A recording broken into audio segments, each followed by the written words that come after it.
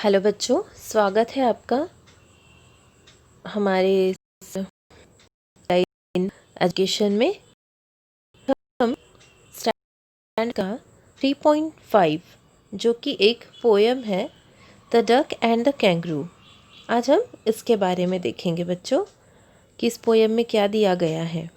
इस पोएम में जो है थोड़ा आपको मैं इसका शॉर्ट बता देती हूँ कि पोएम यहाँ एक डक एंड कैंगरू की फ्रेंडशिप पर है ये रिलेटेड, ये पोएम कि कैसे जो है दोस्त जो होते हैं कैसे हमारे लिए मददगार हो सकते हैं, कैसे हमारी मदद करते हैं। तो हमें भी कैसे हमारे दोस्तों के साथ हमें फ्री होकर अपने जो दिल की बात है वो शेयर करना चाहिए। तभी हमें क्या होगा कि हमारी परेशानी का या हमारी तकलीफ़ का सॉल्यूशन मिल पाएगा। तो हमें इस पोएम से ये चीज़ अभी देखनी है। तो देखिए कैसे यहाँ पर द डक एंड कैंगरू में क्या दिया गया है, हम देखते हैं स्टांजा वाइज इसे देखेंगे। Standard 6th. Subject English.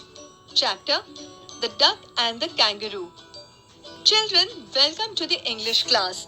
Today we are going to learn a poem named The Duck and the Kangaroo. In this poem, the poet tells us how friendship can help you overcome your negativity. The duck is sad because he wants to hop and jump like a kangaroo. And in the end, the kangaroo asks the duck to take a ride on his tail and travels the whole world 3 times around. Children, तो क्या कहा गया है कि इस poem के बारे में बताया गया है कि यहाँ पर जो डक है वो थोड़ा सैड है, दुखी है, क्योंकि वो भी जो है कैंगरू की तरह हॉप करना चाहता है, इस पूरी दुनिया को देखना चाहता है, बट वो ऐसा नहीं कर पाता, इसलिए वो दुखी है। तो किस तरह से कैंगरू से अपनी टेल पर बिठाकर उसे किस तरह से पूरी दुनिया दिखाता है वो यहाँ पर बताया गया है। लास्ट में किस तरह कैंगरू उसकी हेल्प करता है। now I will read the stanzas one by one and explain them. First stanza. तो यहाँ अब जो है आपको वन बाय वन स्टांजा बोला जाएगा, किया जाएगा और उसका एक्सप्लेनेशन भी मिलेगा। तो आप जो स्टांजाज हम यहाँ पर आप सुनेंगे आप और हम, तो आपको भी उसके जो वर्ड्स है कैसे प्रोनाउंस किए गए हैं उसे ध्यान से आपको सुनना है और ध्यान में ही आपको ध्यान से उसे अपने दिमाग में भी उसे सेव कर लेना है। तो सुनते जाइए और एक्सप्लेनेशन यहाँ जो होगा वो इंग्लिश में ही होगा हमेशा की तरह। तो मैं उसे आपको हिंदी में बताकर उसको समझाने यहाँ पे इस वीडियो में समझाऊंगी। ओके, तो अब आप सब चीज़ें स्टांजा वाइज उसे ध्यान से सुनिए। Said the duck to the kangaroo, good gracious, how you over the fields and the water too, as if you never would stop. In these lines, the duck is asking the kangaroo how he manages to hop over fields and water, and it seems that he will never stop. What's the meaning of good gracious? It is an exclamation word used to show surprise or other strong feelings.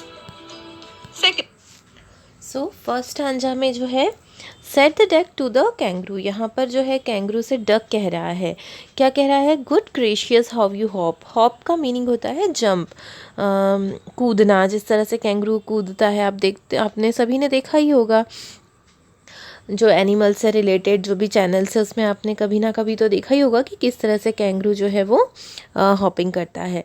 तो यहाँ पर और जो good gracious है, जैसे कि अभी एक स्टूडेंट ने उसका मीनिंग जानना चाहा है, तो यहाँ पर ये बताया गया है कि ये एक क्या है कि जब कोई स्ट्रॉन्ग फीलिंग वाली बात होती है तो हम जैसे आहा, वाह, ओ, इस तरह से देते, तो हम ऐसे वर्ड्स जो है एक्सक्लेमेशन वर्ड्स का हम जो यूज़ करते हैं, तो उन्हीं में से एक जो है गुड ग्रेशियस, वो कह रहा है आहा कि तुम कितना अच्छा हॉप करते हो over the fields and the water too. Fields हो चाहे वाटर हो, तुम हर जगह कितना अच्छे से हॉपिंग कर लेते हो और मानो कि तुम्हें कोई भी नहीं रोक सकता है, as you never would stop, तुम किसी के रोके नहीं रुकोगे। इस तरह से जो है डक कैंगरू से कह रहा है। अब आगे सेकंड स्टांजा देखिए। stanza. My life is a bore in this nasty pond. and I long to go out in the world beyond. I wish I could hop like you, said the duck to the kangaroo. In the above lines, the duck is that his life is a bore and is only limit. He says that he wants to go out in the world. It desires to be like a kangaroo so that he can also jump and go wherever he wants. Ma'am, what is the meaning of bore? Bore means something that is dull, not interesting. अब second stanza में क्या कह रहे हैं कि जो duck है वो फिर से कैंगरू से क्या कह रहा है कि मेरी जो लाइफ है वो अपनी लाइफ के बारे में कुछ कंप्लेंट्स कर रहा है, बोल रहा है कि is a bore in this नेस्टी pond. मेरी जो लाइफ है, मेरा जो जीवन है वो इस पॉन्ड तक ही सीमित रह गया है। And I long to go out in the world beyond. I long to go, I wish to go, यानी मेरी ये इच्छा है, मैं ये चाहता हूँ मैं भी इस दुनिया के बाहर जा सकूँ, देख सकूँ। उसकी दुनिया अभी क्या है, एक पॉन्ड है, तो वो उस पॉन्ड के बाहर निकलकर पूरी दुनिया को देखना चाहता है। एंड वो ये भी चाहता है, उसकी क्या डिज़ायर है कि I wish I could hop like you, कि मैं भी तुम्हारी तरह हॉप कर सकूँ, said the duck to the kangaroo. तो इस तरह से डक कैंगरू से कहता है कि मैं भी तुम्हारी तरह कूद के, उछल के इस पूरी दुनिया को, चाहे पानी हो चाहे ज़मीन हो, मैं सब तरफ इसे घूम कर देखना चाहता हूँ।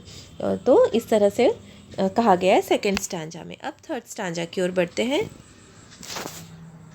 Third stanza. Said the kangaroo to the duck. There's some little reflection.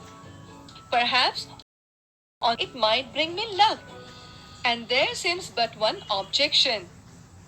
Here the kangaroo says to the duck that it needs little thinking. If we have objection to something, we can never do it. But if we want to do something, we should start thinking about it and we can do it.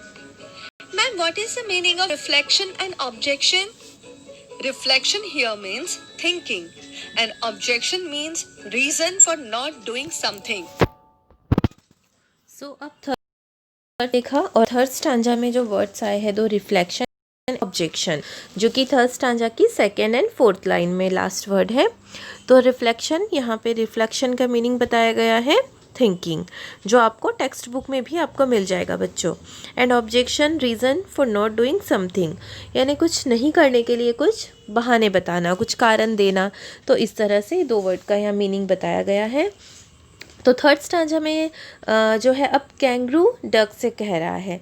जब duck ने अपने दिल की बात kangaroo से कही है, तो देखो अब कैंगरू ने उसे क्या रिप्लाई किया है, क्या कहा है कि दैट सम लिटिल रिफ्लेक्शन। वो कह रहा है कि इसके लिए जो है हमें कुछ छोटी सी लिटिल रिफ्लेक्शन की ज़रूरत है, यानी थोड़ा कुछ सोचने की ज़रूरत है।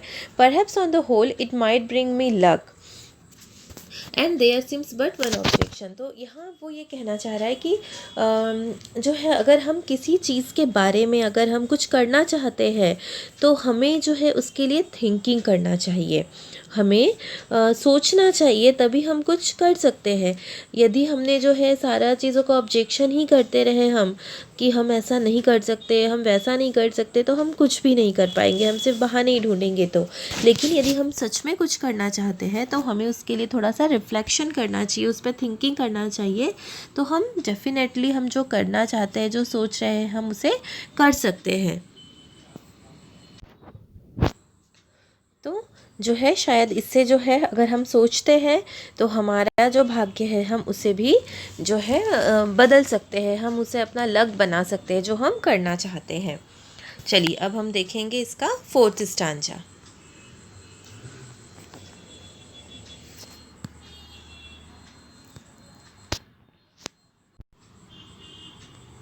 Fourth stanza is, which is, if me speak so bold, your feet are wet and cold, and would probably give the roo. Matties, said the kangaroo. The kangaroo tells the duck that if he allows him to talk in a straightforward manner, he would like to tell the duck that his feet are unpleasantly wet and cold. The kangaroo is afraid that he might get rheumatism. Rheumatism means a disease in which there are a pain in all joints. तो fourth stanza में कहा गया है कि यहाँ पर kangaroo जो है अब वो क्या कह रहा है डक से, देखिए कि वो कह रहा है कि if let me speak so bold, यानी वो कह रहा है कि अगर तुम मुझे let me speak so bold का मतलब यहाँ मुझे स्ट्रेट फॉरवर्ड तरीके से यानी सीधे से अगर तुम मुझे बोलने दो तो मैं एक बात कहना चाहता हूँ। वो कहता है कि your feet are unpleasantly wet and cold, कि तुम्हारे जो फिट है वो कैसे है, unpleasantly wet and cold, wet मतलब कि गीले और कोल्ड यानी ठंडे, वो जो है वो बहुत मुझे अनप्लेजेंट होते हैं, वो ना खुशगवार होते हैं। इस तरह से वो कह रहा है कि और इससे क्या हो सकता है कि ये जो है ये मेरे लिए जो है ये एक रूमेटिज़ की वजह बन सकता है। तो रूमेटिज़म क्या होता है बच्चों, यहाँ पर देखिए आपको इसका मीनिंग भी दिया जा रहा है कि ये जो है एक डिजीज़ होता है जिसमें क्या होता है कि जॉइंट्स में पेन होने शुरू हो जाते हैं। अगर हम पानी के संपर्क में ज़्यादा समय अगर रहते हैं तो क्या होता है कि इससे जॉइंट पेन शुरू हो जाते हैं। जैसे कि यहाँ पर देखिए आपको दिखाया गया, यहाँ पे इमेज में भी देख सकते हैं, यहाँ पे दिख रहा है आपको कुछ जो ऐसा साइंस जो दिख रहा है, जो हमारे जो जॉइंट्स है, ये सारे जॉइंट्स हमारे जो है क्या हो सकते हैं, यहाँ पे हमें गीलापन में ज़्यादा देर अगर हम रह लें तो यहाँ हमें दर्द हो सकता है। तो जिससे कैंगरू क्या हो रहा है कि वो डक की हेल्प तो करना चाह रहा है, वो उसे अपने पीठ पर बिठाकर या उसको अपने साथ लेकर वो उसे दिखा तो सकता है ये सारा वर्ल्ड, लेकिन ऐसा है वो किस चीज़ से डर रहा है कि उसके जो गीले हमेशा रहने वाले जो उसके फीट है, जिसकी वजह से कैंगरू को क्या हो सकता है, रूमेटिज्म हो सकता है, जो कि एक डिजीज़ है, जॉइंट्स में पेन वाली एक डिजीज़ है। तो इस तरह से कैंगरू से बता रहा है कि मैं तुम्हारी मदद तो करना चाहता हूँ बट मुझे इस चीज़ से थोड़ा डर है। तो यहाँ पर जो है बच्चों हमने हर स्टांजा में देखा है कि यहाँ जो है कुछ वर्ड्स के मीनिंग आपको दिए गए हैं और नीचे जो है उसके आपको वर्ड्स विद स्पेलिंग आपको मीनिंग्स वहाँ आ रहे हैं। तो आपको अपने वो नोटबुक में साथ साथ उसे नोट कर लेना है। अगर वो टेक्स्ट बुक में दिए हुए हैं तो ओके, लेकिन अगर नहीं दिए हैं तो आप नोट कर लेना है। कुछ न्यू वर्ड्स अगर आपको मिल जाए तो आप उसे नोट कीजिएगा विथ मीनिंग।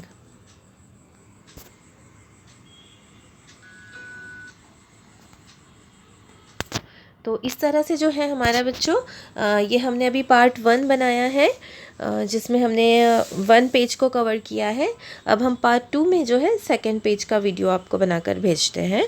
ओके, तब तक आप इसे फर्स्ट पार्ट को अच्छे से सुनिए और थैंक यू बच्चों।